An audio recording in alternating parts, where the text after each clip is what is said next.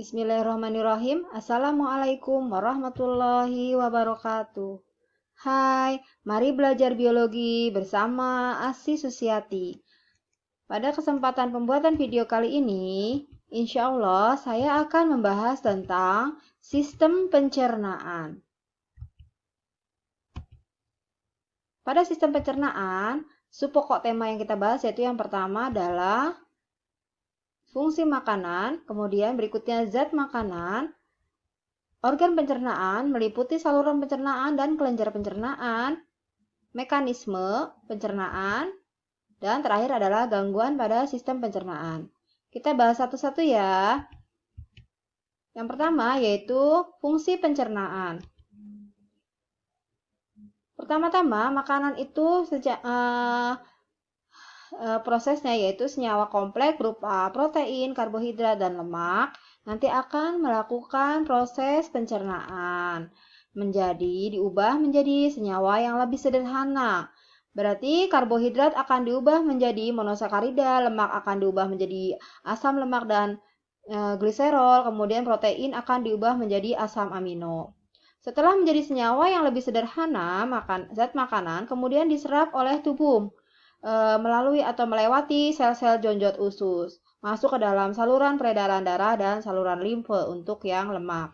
Kemudian, setelah dibawa oleh saluran peredaran darah dan saluran limfe, kemudian zat makanan akan dijadikan energi oleh sel-sel tubuh dan jaringan di dalam tubuh manusia.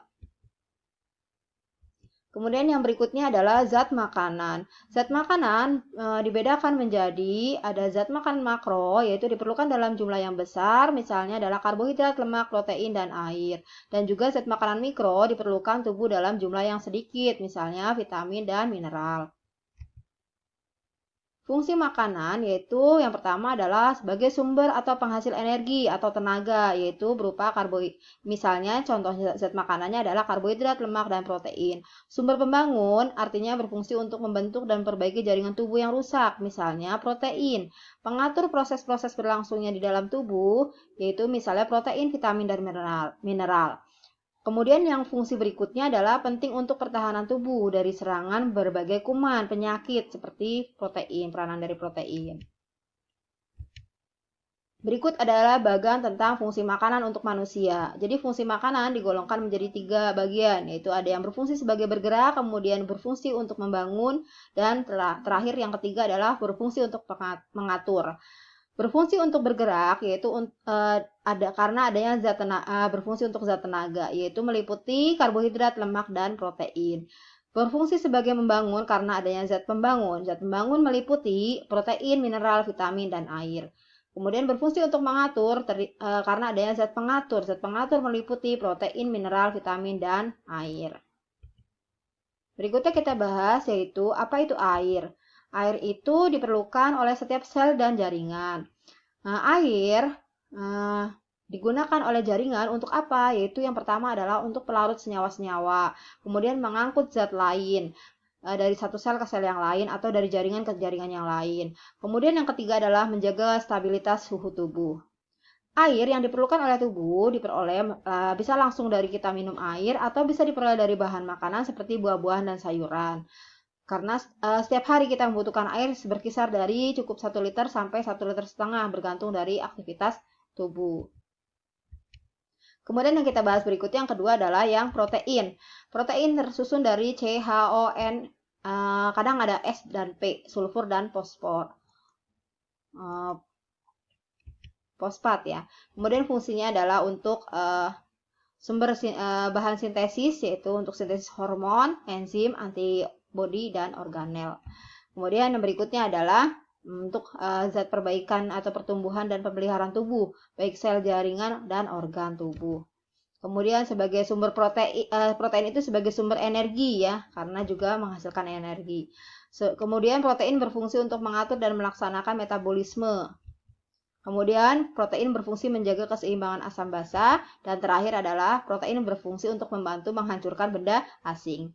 Untuk yang karbohidrat dan lemak sama unsurnya tapi tidak ada S dan P. Jadi untuk karbohidrat dan lemak tersusun dari unsur CHO dan CH dan O. Kemudian karbohidrat dan lemak itu fungsi utamanya adalah sebagai sumber energi. Kemudian kalau lemak itu menghasilkan energinya lebih tinggi, cuma tidak digunakan langsung. Kalau karbohidrat digunakan langsung pada proses metabolisme tubuh. Kemudian kita bahas yang berikutnya yaitu saluran pencernaan. Saluran pencernaan, coba perhatikan gambar berikut ini. Seorang manusia yang sedang memegang makanan. Ketika dia mulai makan, maka makanan ini akan masuk ke rongga mulut. Ya. Kemudian di dalam mulut terdapat apa aja? Ada gigi, lidah, dan kelenjar ludah.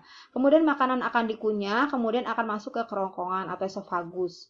Kemudian ada apa lagi? Ada lambung atau gaster. Kemudian yang ini ya esofagus, kemudian ada lambung, kemudian ada usus halus atau intestinum tenue. Kemudian di intestinum tenue ini terdiri dari ada duodenum atau usus 12 jari, kemudian yeyunum atau usus kosong, dan terakhir adalah usus penyerapan atau ileum di usus halus. Kemudian usus besar atau intestinum crassum itu terdiri dari usus tebal atau kolon dan poros usus atau rektum. Kemudian terakhir adalah yang paling bawah ini adalah anus atau lubang pelepasan. Ini adalah saluran-saluran pencernaan makanan. Kemudian untuk kelenjarnya ini ada hati dan juga pankreas serta kelenjar ludah. Nanti kita bahas berikutnya ya. Kemudian mekanisme pencernaan. Mekanisme pencernaan berdasarkan tempat terjadinya, maka pencernaan ada dua, yaitu pencernaan intrasel dan pencernaan ekstrasel. Kemudian berdasarkan ada tidaknya enzim pencernaan, maka disebutkan yaitu pencernaan kimiawi dan pencernaan mekanik.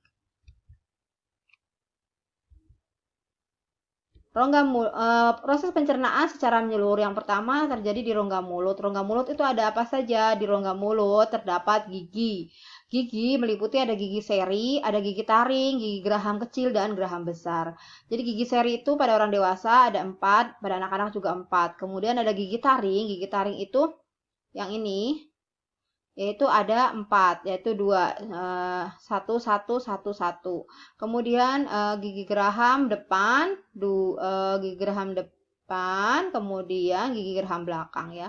2 untuk dewasa ada 2, gigi geraham depan dan gigi geraham belakang ada 3, atau gigi geraham besar. Gigi geraham kecil atau gigi geraham depan. Kemudian di rongga mulut juga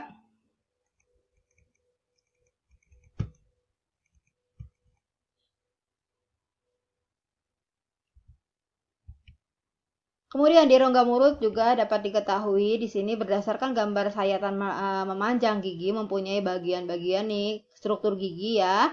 Ada apa? Email. Email itu yang paling luar ya. Kemudian ada tulang gigi, kemudian ada sumsum gigi ya. Ada tulang gigi, kemudian yang berwarna merah ini adalah sumsum gigi, kemudian ada semen atau pelapis tulang gigi dan dentin yang masuk ke dalam rahang. Ya, semen yang ini, kemudian ada dentin. Ini ada tulang rahang. Berikutnya untuk yang lidah.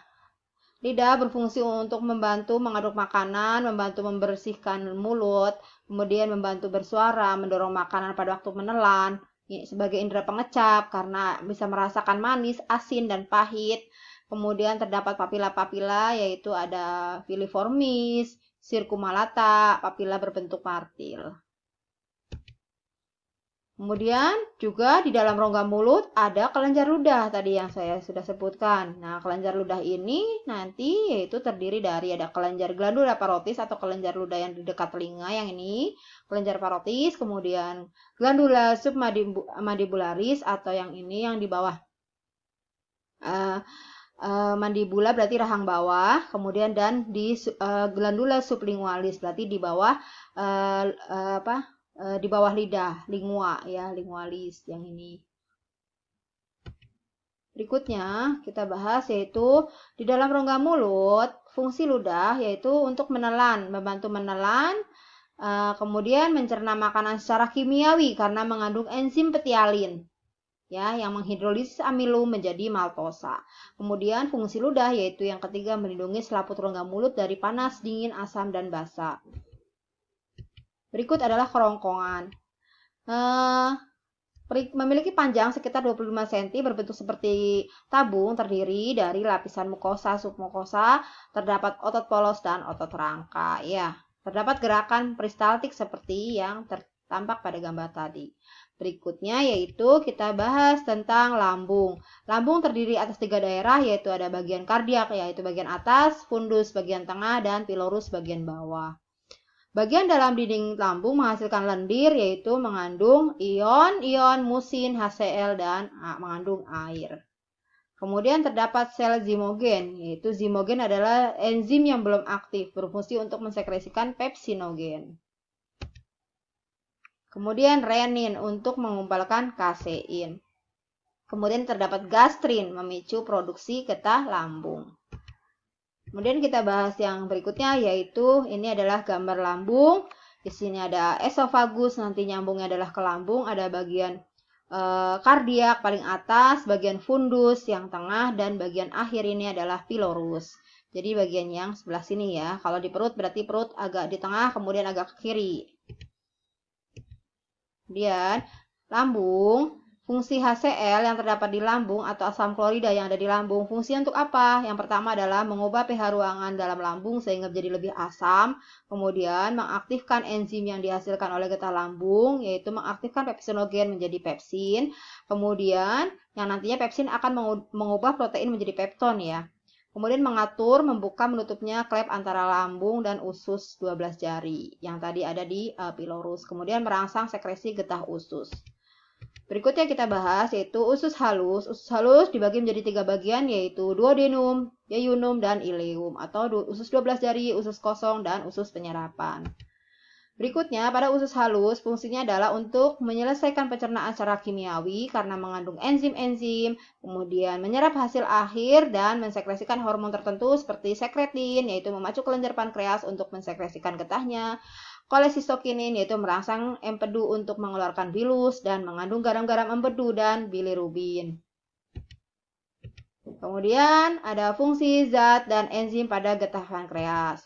Berikut adalah bagan fungsi zat atau enzim dan fungsinya, yaitu tripsinogen tripsinogen akan diubah menjadi tripsin oleh siapa? Oleh enterokinase. Fungsi tripsin yaitu menghidrolisis pepton menjadi asam-asam amino. Kemudian enzim yang disakarase yaitu karbohidrase pankreas, misalnya seperti maltase, sukrase, dan laktase. Maltase berfungsi untuk mengubah maltosa menjadi glukosa dan glukosa. Sukrase mengubah sukrosa menjadi fruktosa dan glukosa. Laktase berfungsi mengubah laktosa menjadi galaktosa dan glukosa. Stepsin atau lipase pankreas berfungsi untuk menghidrolisis emulsi lemak menjadi asam lemak dan gliserol. Garam NaHCO3 berfungsi untuk memberikan lingkungan getah pankreas menjadi bersifat basa. Ini getah-getah yang ada di pankreas. Berikutnya usus halus. Usus halus, pada dinding usus halus terdapat banyak sel-sel kelenjar Lieberkühn, yaitu getah ini bersifat basa, mengandung enzim seperti erepsinogen, yaitu proteinase yang belum aktif karena pengaruh enterokinase usus. Erepsinogen diaktifkan menjadi erepsin. Nah, nanti erepsin berfungsi untuk menghidrolisis pepton menjadi asam amino. Kemudian di usus juga terdapat disakarase, yaitu sukrase, laktase, dan maltase. Ya, kemudian lipase usus juga ada ya, yang mengubah lemak menjadi asam lemak dan gliserol. Kemudian terdapat enterokinase yang nanti merupakan aktivator yang berfungsi untuk mengaktifkan enzim yang belum aktif atau prekursor menjadi enzim yang aktif. Misalkan tripsinogen akan diubah oleh enterokinase menjadi tripsin. Erepsinogen akan diubah oleh enterokinase menjadi erepsin, begitu. Berikutnya yaitu tentang usus besar. Usus besar itu memiliki panjang sekitar 180 cm, kemudian tidak terdapat villi, memiliki sel goblet, dan menghasilkan mukus. Peran bakteri E. coli juga ada di usus besar. Gangguan pada sistem pencernaan ada parotis, eksostomia, timbul radang, rusaknya sel-sel kelenjar, kolik, kemudian gerakan peristaltik usus yang mengalami gangguan, diare, dan lain sebagainya. radang selaput rongga perut atau peritonitis, radang umbai cacing atau appendicitis, dan lain sebagainya. Berikut adalah gambar tentang gangguan sistem pencernaan makanan. Ada penderita parotis atau gondongan, kemudian yang A ini adalah peritonitis dan appendicitis, kemudian ada Alhamdulillah, selesai sudah pembahasan tentang sistem pencernaan. Untuk materi selanjutnya, insya Allah saya akan membahas tentang sistem respirasi atau sistem pernapasan. Terima kasih telah menonton video ini. Semoga video ini bermanfaat. Silahkan like, share, dan subscribe ya. Wassalamualaikum warahmatullahi wabarakatuh.